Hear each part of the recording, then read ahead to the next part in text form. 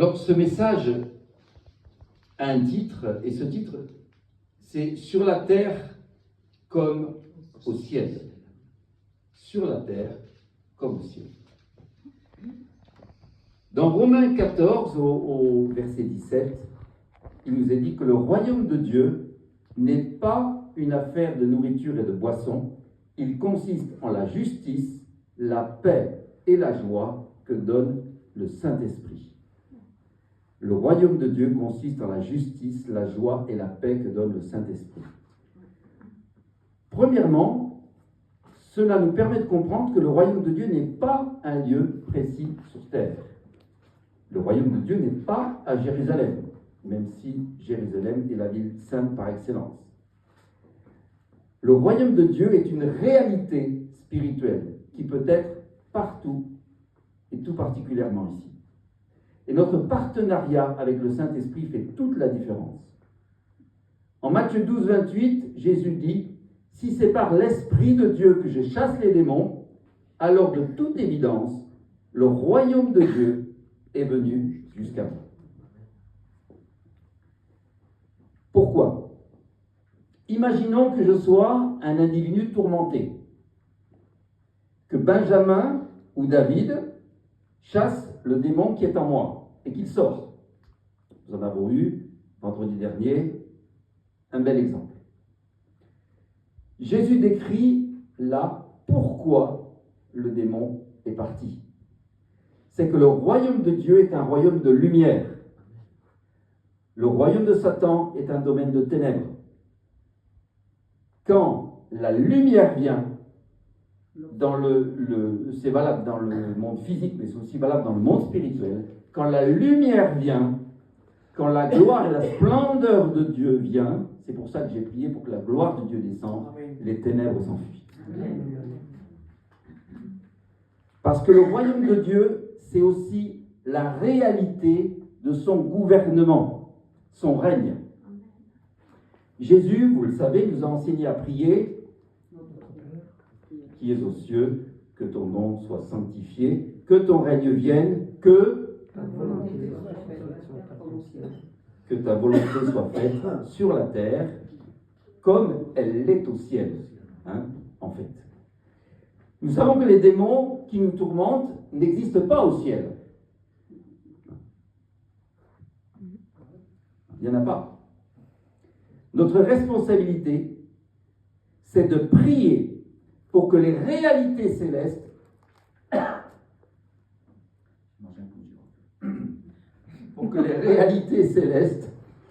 influencent de plus en plus notre vie sur terre, afin que les réalités terrestres reflètent comme un miroir le royaume de Dieu. Eh bien, j'ai bien aimé la prière d'une sœur. Merci.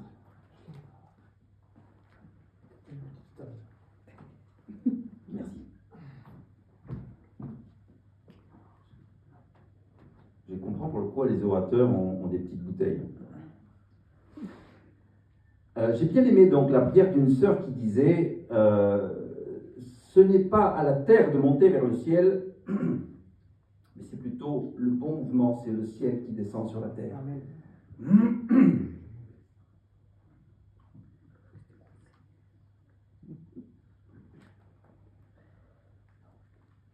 Parce qu'en fait, ce n'est pas difficile pour Dieu de nous amener au ciel. Il n'y a rien de plus facile pour lui. Ça vous surprend ? Voilà. Les sourcils qui froncent. Après notre nouvelle naissance, il lui suffisait de mettre un terme à notre vie et on était au ciel. Par contre, le véritable défi, c'est pour nous de faire descendre le ciel sur la terre. Ça, c'est le défi. Et c'est justement ce que recherche Dieu, c'est-à-dire des hommes et des femmes capables de faire descendre le ciel sur la terre. C'est-à-dire des hommes et des femmes qui savent prier avec l'autorité de Christ en eux, en étant remplis de la puissance du Saint-Esprit pour démontrer la réalité du royaume de Dieu sur terre. Dans la première lettre aux Corinthiens, Paul nous dit, le règne de Dieu ne consiste pas en parole, mais en puissance. Autrement dit, sans la puissance de Dieu, l'évangile n'est pas une bonne nouvelle. Et pendant de trop nombreuses années, on s'est contenté de prêcher le salut, mais sans puissance, sans guérison, sans délivrance et sans miracle. Et je loue le Seigneur parce qu'à notre époque, cette réalité, cette dimension-là de l'évangile revient. Et c'est ça aussi le réveil. Alors l'évangile n'est pas une sagesse, ce n'est pas une philosophie, c'est une réalité vivante qui nous met en relation avec une personne. Les Écritures, la Bible, même si elles sont essentielles, ne sont pas une fin en elles-mêmes. Elles nous conduisent à rencontrer quelqu'un. Et c'est précisément ce que Jésus lui-même dit quand il réprimande les autorités religieuses. Écoutez ce qu'il dit. Vous étudiez avec soin les Écritures, et c'est bien en soi d'étudier les Écritures, parce que vous êtes convaincus d'y trouver la vie éternelle. Or, précisément, elles témoignent de moi. Mais voilà, vous ne voulez pas venir à moi pour recevoir la vie éternelle. Donc, étudier les Écritures sans la dimension vivante de la présence de Jésus, de la personne de Jésus, c'est-à-dire que nous donne le Saint-Esprit, c'est un évangile tronqué, en fait. Qu'est-ce que nous enseigne donc cette parole de Jésus? C'est que les révélations des Écritures nous conduisent toujours à la personne de Jésus. Quand Dieu nous communique des révélations sur les Écritures, il nous invite chaque fois à une rencontre. Les Écritures nous invitent à une rencontre. Pas seulement à nous remémorer des actes du passé, non, c'est une rencontre présente, vivante, avec Jésus. Par contre, les révélations, entre guillemets, des Écritures qui ne m'amènent pas à Jésus, me rendent simplement plus religieux, avec une capacité peut-être supérieure d'argumenter avec ceux qui ne sont pas d'accord avec moi.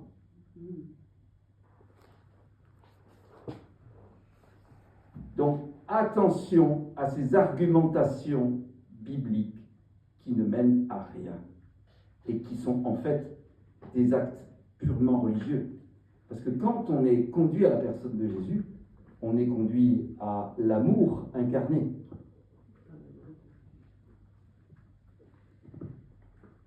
Quand je rencontre Jésus à travers ce que je lis, alors Dieu me transforme intérieurement. Dans un message précédent, je vous ai parlé du ciel ouvert qui était au-dessus de chaque personne née de nouveau. Souvenez-vous, quand Jésus a été baptisé, le ciel s'est ouvert et littéralement, le mot qui est employé, c'est le mot schizo, comme dans schizophrène, qui veut dire littéralement déchirer, fendre. C'est un acte violent. Il y a eu un combat pour que le Saint-Esprit puisse descendre à ce moment, et le Saint-Esprit a reposé sur Jésus pendant toute la durée de son ministère.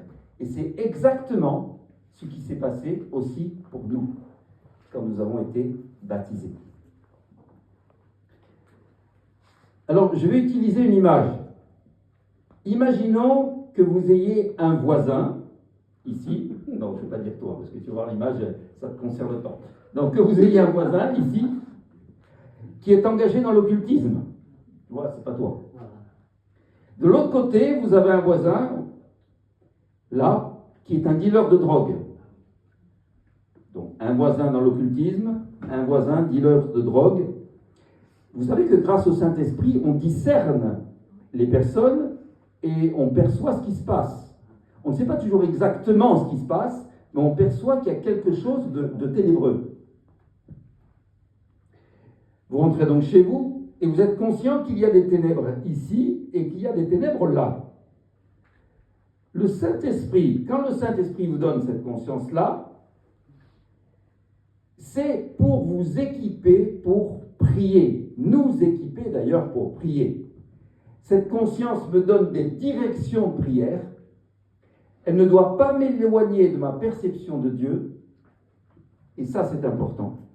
Car si je vis en étant conscient des péchés qui m'entourent, sans être conscient qu'il y a un ciel ouvert au-dessus de moi, alors je vais vivre en réaction par rapport aux ténèbres qui m'entourent, et ça nous est tous arrivé, au lieu de vivre en réponse à la lumière de Dieu que le Seigneur a placée sur moi. Et le diable est malin, parce qu'il nous met dans des situations, il nous montre des images, quand on regarde un petit peu trop les informations, qui nous poussent à réagir contre. Et nous ne sommes pas appelés à réagir contre le diable. Nous sommes appelés à répondre à l'appel de Dieu sur nos vies et à obéir finalement à ce qu'il nous demande. Et là, le diable n'a aucune prise ni sur nous, ni sur les autres. Jésus lui-même n'a jamais vécu en réaction par rapport au diable. Il vivait toujours en réponse à son Père, même face au diable. Vous voyez la différence? Parce que beaucoup de chrétiens sont devenus quasiment professionnels pour dénoncer à quel point le monde va mal. Et j'ai un ami qui est un peu comme ça. Et pourtant c'est un ami, mais bon, il y a beaucoup de points sur lesquels je ne le suis pas. Ils sont capables de décrire la progression de la délinquance, la corruption du système politique. Et c'est comme s'ils collectaient des informations pour montrer toutes les raisons que nous avons de nous décourager. Et on légitime notre découragement en nourrissant notre âme des informations du monde qui courent à sa perte. Ça vous est pas arrivé, ça? Honnêtement. Moi, ça m'arrive en tout cas. Si vous voulez avoir le cœur lourd, alors je vous conseille de faire une chose, remplissez-le avec toutes les mauvaises nouvelles. Gobez tout ce que vous dit le 20h, le journal de 20h. Alors là, vous serez bien plombé. Mais déplombez-vous avant d'arriver ici quand même.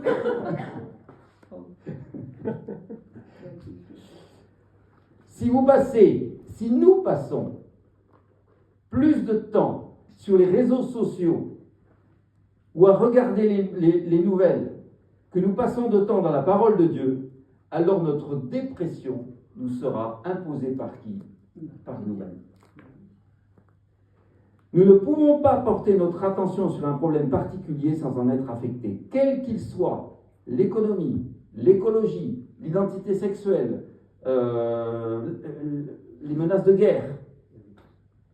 Si nous nous surexposons à ces choses, au point de devenir inconscients de l'Esprit de Dieu dans nos vies, alors nous allons vivre avec un cœur lourd, tout en pensant que c'est une menace spirituelle. Et on s'est fait piéger, chacun, parfois. Et on risque même, alors le pire, c'est de penser que ce qui nous arrive est un effet du don du discernement des esprits. J'ai vu des chrétiens comme ça, qui pensent que plus ils sont conscients, plus ils comprennent les tactiques et les stratégies du diable, tu vois, ici il fait ça, regarde telle vidéo, etc., ils prennent ça pour du discernement des esprits. Mais discerner ce que fait le diable en oubliant d'écouter et de discerner ce que Dieu nous demande, c'est plus vraiment du discernement des esprits là. Alors, laissez-moi vous l'illustrer avec deux personnages de la Bible, Abraham et Lot. Nous savons qu'Abraham croyait Dieu et qu'il était reconnu comme juste par Dieu grâce à sa foi. Qu'est-ce que ça veut dire juste? Ça veut dire ajusté à Dieu. Ce n'est pas un terme qu'on emploie couramment aujourd'hui dans la rue. Tiens, voilà quelqu'un de juste. Ça ne se dit plus trop. Aujourd'hui, on dirait plutôt quelqu'un de bien, mais c'est quelqu'un de bien aux yeux de Dieu. Quelqu'un qui est ajusté à Dieu. Mais savez-vous aussi que son neveu Lot a été aussi appelé juste. La Bible nous dit que le juste Lot était accablé par la conduite débauchée des hommes pervers. Donc, Abraham est juste et Lot est juste. Mais qu'est-ce qui fait la différence? Abraham change le monde, Lot est changé par le monde. Qu'est-ce qui est le plus grand? La justice ou le péché? Bien sûr, la justice. L'un des buts principaux de l'Ancienne Alliance était de révéler la gravité du péché et l'importance de mener une vie sainte. Mais si je remplis mon cœur et ma pensée de tout ce qui va mal, du péché dans mon pays, ma ville, mon quartier, ma famille, vous avez vu que dans nos familles, tous les membres de nos familles ne sont pas convertis, certains sont même anti. Donc, c'est parfois des confrontations un peu difficiles. Mais si nous nous remplissons de tout cela, sans développer la conscience de l'Esprit de Dieu en moi et sur moi, alors je vivrai continuellement en réaction par rapport au diable. Le diable n'est pas digne d'exercer la moindre influence sur ma vie. Amen. Et vous pouvez vous le dire et vous le redire, ça, hein, quand vous vous sentez sous pression. Satan, tu n'es pas digne d'exercer la moindre influence et la moindre pression sur ma vie. Au nom de Jésus, dégage. Amen. Certaines personnes se mettent en colère contre le diable et pensent que ça, c'est de l'intercession. Mais si nous observons notre vie de prière, nous nous laissons parfois piéger dans une sorte de réactivité émotionnelle par rapport aux œuvres du diable, au lieu de répondre avec confiance au Père, même dans cette situation difficile. Parce que c'est justement ce que le diable cherche, qu'on réagisse de manière épidermique, charnelle. Et quand on bascule, et ça m'est arrivé, dans cette réaction charnelle, hop, la perception du Saint-Esprit disparaît. Mais Dieu ne nous appelle pas à réagir au plan de l'ennemi, Dieu nous appelle à agir en obéissant simplement à sa volonté, à lui. Et il y a parfois un obstacle. Est-ce que ça vous est arrivé, à certains moments dans votre vie, de vous sentir indigne, même après être né de nouveau, de vous sentir finalement dans telle ou telle situation indigne, coupable, incapable ou découragé? Bien sûr. Moi, ça m'est arrivé. Et ça m'arrive encore de temps en temps. Le diable cherche à nous accuser, et par l'accusation, justement, à nous plomber et à ce qu'on se sente indigne, coupable, incapable, dépassé. Je vaux rien. Finalement, c'est l'heure. Je ne sais pas ce que tu as fait pour me sauver. Pourquoi tu m'as sauvé finalement? Alors, si ça vous est arrivé, et moi ça m'est arrivé, si vous avez placé votre confiance en Jésus-Christ, si vous l'avez reconnu comme le Fils du Dieu vivant, votre Sauveur et votre Seigneur, je vais vous inviter à fermer les yeux. J'en vois un qui a déjà commencé. Que non?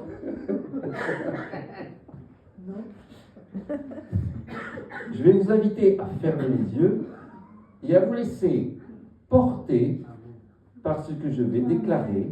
C'est une déclaration prophétique sur votre vie. Prenez-le comme une déclaration prophétique. Ce n'est plus moi qui parle, c'est Dieu qui vous parle personnellement et qui parle de vous, chacun personnellement. Tu portes désormais un sang royal. Amen. et un destin royal coule dans tes veines. Mon fils, ma fille, tu es né de nouveau dans une famille royale. Tu as été préparé pour un trône dès ta naissance. Tu es né pour la dignité. Tu es né pour porter une couronne. Jésus a porté la couronne d'épines, la honte et le rejet, afin que tu puisses porter la couronne de la dignité et de l'acceptation de toi-même. Tu n'es pas un accident. Tu as été individuellement et personnellement fait par la main du plus grand créateur de tous les temps. Tu as été créé par Dieu pour une mission et tu as été parfaitement équipé pour cela.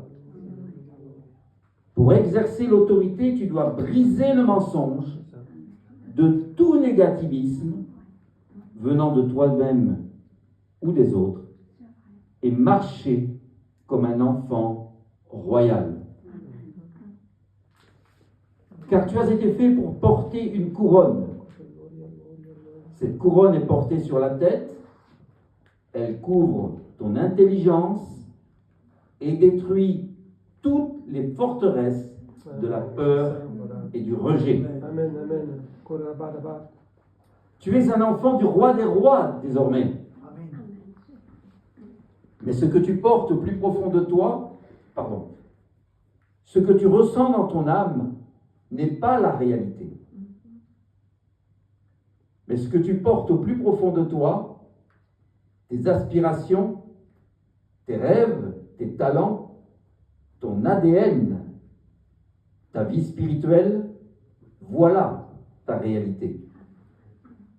Tout le potentiel de tes rêves pour Dieu, tes visions non encore réalisées, c'est cela ta véritable identité. Alors, laisse, je t'en prie, ce qui est encore caché en toi se lever hardiment. Il est temps pour le peuple de Dieu, conçu par Dieu, sa famille royale, d'être relevé de sorte que tout le monde puisse le voir. C'est l'heure d'Esther pour l'Église. Ce n'est pas un temps pour garder le silence. Tu es né pour cette saison particulière. Dieu t'a préparé pour un but. Si tu veux accomplir ta destinée en ce moment, tu dois savoir qui tu es et être confiant dans le mandat royal placé dans tes mains. Tu dois parler, tu dois déclarer, tu dois diriger. Tu as reçu une mission, une co-mission royale du ciel. Il y a un travail à faire pour toi. Alors lève-toi, mon fils, ma fille. Lève-toi hardiment. Marche avec dignité pour accomplir ta destinée. Amen. Tu es le sacerdoce royal de Dieu. Amen. Tu fais partie des princes et des princesses qui vont faire descendre le ciel sur la terre. Amen. Voilà ce que Dieu pense de vous, mes frères et sœurs. Voilà ce que Dieu pense de nous. Et laissons-nous imprégner par ces paroles qui sont la vérité en fait.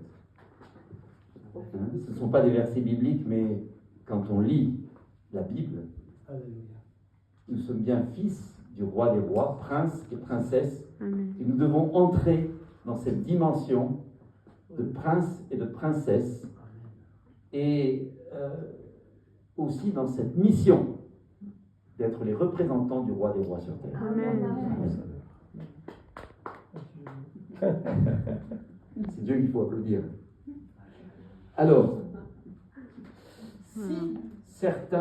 si cette déclaration a fait du bien à certains, j'en ai fait quelques photocopies.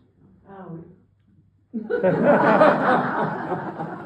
crois qu'elle le veut. Ah bah oui, Tu peux couper. je vais la grossir, peu importe. Moi, Alors. je suis d'accord.